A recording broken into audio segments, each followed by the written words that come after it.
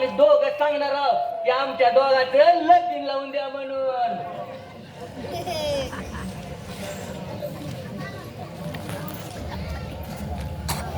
काय तुझ्या गंगू झालं का कोण कार्यक्रम झाले का सगळ्यांना साड्या वाटून?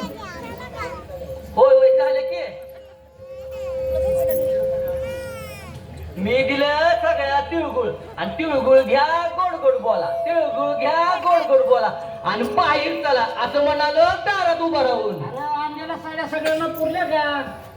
होय पुरले की ये पुरली बघा. अरे गारवा कुणाला द्यायचा विसरला रे?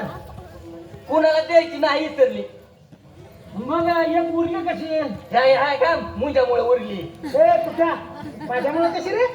त्याचं काय झालं मालक, या सक्रातीला मुंजीची बायको तिची होती आणि सक्रात झाली की दुसऱ्या दिवशी मिळली आणि तिच्या नावची आणलेली साडी उरली बघा. अरे मग ती साडी घेऊन टाका म्हणून दिला. हा ही साडी आता आम्हालाच लागणार आहे. आम्हाला म्हणजे अहो आम्ही दोघं लगीन करणार आहोत मालक. म्हणून म्हणतो की ही साडी मीच देणार आहे गंगीला. ह्या होणाऱ्या नवरा नवरीला आशीर्वाद द्या. अरे गाडव कुठले? अरे तुम्ही लग्न केल्यावर आमच्या वाढले काम कोण करणार? तुमचा बाप? आम्ही काय कुठे बी जाऊन काम करू. अरे उभं खाता केली मी तुमची. खरं तुमचं एकामेकावर प्रेम आहे का नाही हे बघण्यासाठी तुम्हाला लग्नाला परवानगी आहे माझी, पण एका दिवस कोणत्या मालक? लग्न झालं तरी आमच्या वड्यावरच काम करावं लागणार. नोकरी सोडू देणार नाही तुम्हाला आम्ही. आम्ही काय तुमच्या आज्ञे बिगर नाही बघा. गंगू तुझा काय गमत? तुझं माझ्या चुक्या आहे तिथं मी. आणि मग तिथं धिंगाण्याला नाही कमी. ठीक आहे काळजी करू नका. संध्याच्या लग्नात तुमचा जीव बार ओढून येतो मी. भाऊसाहेब माझी एक विनंती होती. बोला की म्हणून तुमच्यापेक्षा मी कंदीला सांगत माझं लगीन लावून द्या.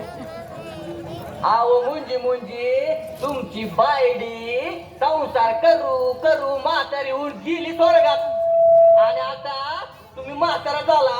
फ्रीज उघडलं तर तुमची कोळंबी होती आणि आता त्या गंगीचं आयुष्य माहितीच घालताव का काय? अरे तुझ्या तसं नाही.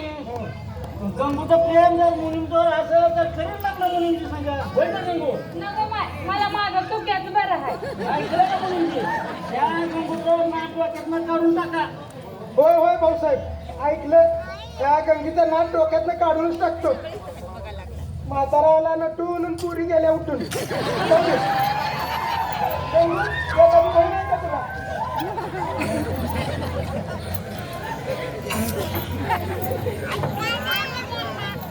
मग